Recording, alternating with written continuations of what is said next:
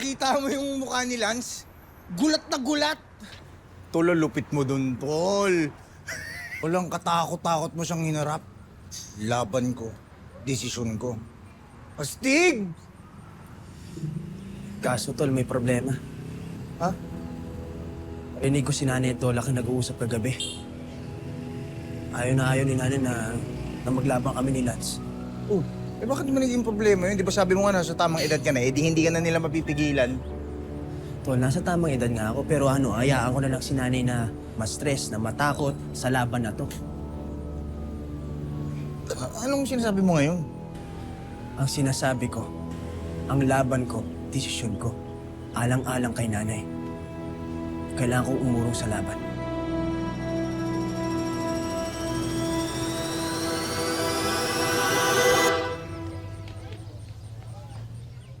Sabi ni Nadia, kausapin daw natin si Makmak tungkol sa laban. Pigilan daw natin. Ay, sige po. Mas maganda nga po yun na sabay natin kakausapin si Makmak eh. Pero alam niyo po, mas may chance tayo kung kasama natin si Nadia. O pagtulungan na natin kausapin si Makmak. Tama ka naman dyan. Ay, anak. Nadia? Ano ginagawa mo dito? May meeting kasi kami ni Sir Alex. Naisip ko baka gusto mo sumama ka na para sabay na natin sabihin sa kanya na huwag na lang ituloy yung laban. Hindi na kailangan. Akala ko kasi sabi mo daw kausapin namin ni Nay Gloria si Makmak. Diba? Pahayag ako dun. Hindi na kailangan. Wala kang kailangan gawin. Nakausap ko na si Sir Alex. Payag na ako sa laban ni Lance at ni Makmak. Nay?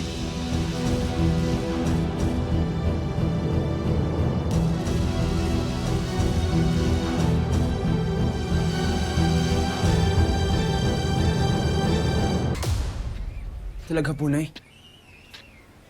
Oo, anak. Pumapayag na kayo.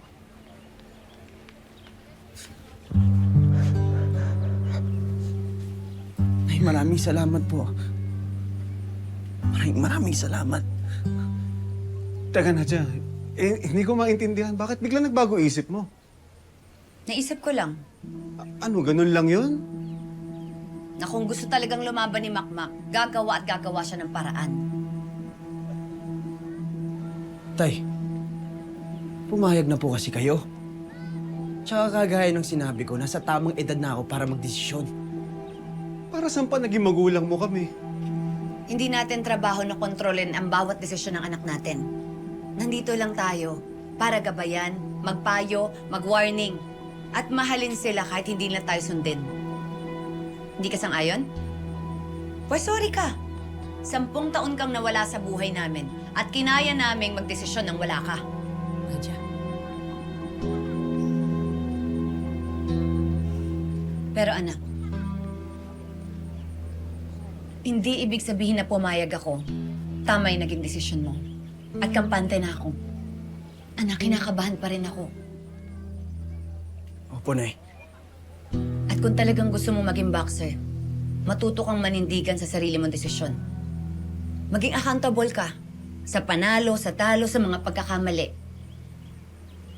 At kapag may nangyari sa laban na yan, huwag mong sisisihin ang ibang tao. Hindi si Lance, hindi ang tatay mo, at hindi ako. Ikaw ang humingi niyan, kaya panindigan mo yan. Pangako, Nay.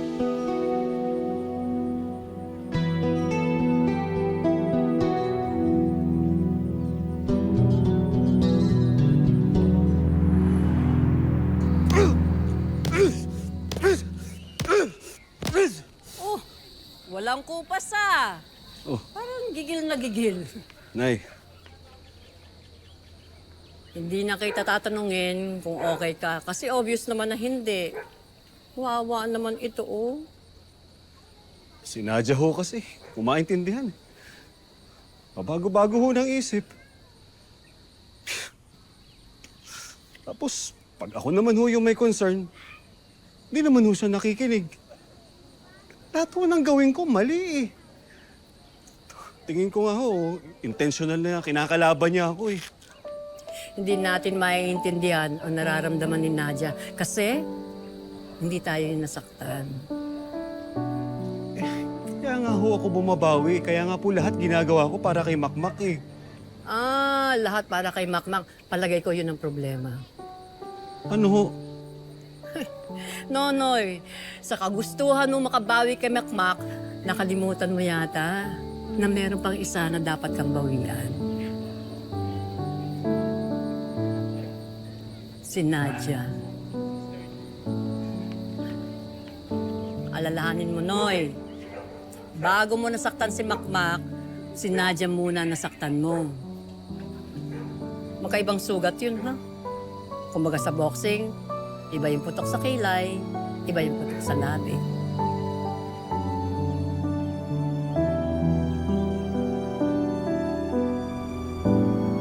Sir Kaloy, Sir Alex, mukhang tuloy na nga ang grudge match nila Lance at Makmak. Yes, tuloy na tuloy at wala nang makakaawat sa kanilang dalawa. Uy, finalize na po ba yung venue ng sir? Actually, right now, wala pa eh, no? Kasi hinintay pa namin yung feedback online. Pero once na may makita na kami, malalaman at malalaman nyo na agad, no? Yes, naman Tama. Malaki na rin kasi yung naging impact ni Makmak sa boxing scene. Agree ba kayo, Sir Kaloy? Oo naman. Alam naman nating lahat, kita-kita nyo naman, di ba? Hindi talaga yung bata, hindi nyo naman may tatago. At saka nakakatuwa pa doon, gusto siya ng mga tao eh. Di ba? Kasi kahit kayo eh, di ba, na interesting yung bata eh, yung storya niya, gusto nyo, di ba? Oo. Kaya, naku, huwag na kayong mabibigla. Kapag dumating ang araw, eh, lahat ng mga promoters tulad namin, eh, talagang hahabulin siya. Tapos, meron pa siyang mga pinopromote niya mga sponsors niya. Lahat yan, sigurado yan, no? Okay? So paano? Mag-usap pa kami ni Sir Alex nyo. And nagpapasalamat na ako ngayon pa lang sa inyo. Thank you. Sa lahat. Salamat. Big help lahat ng ginagawa niyong pagpapromote sa fight, no? Yes. Thank you, Thank you.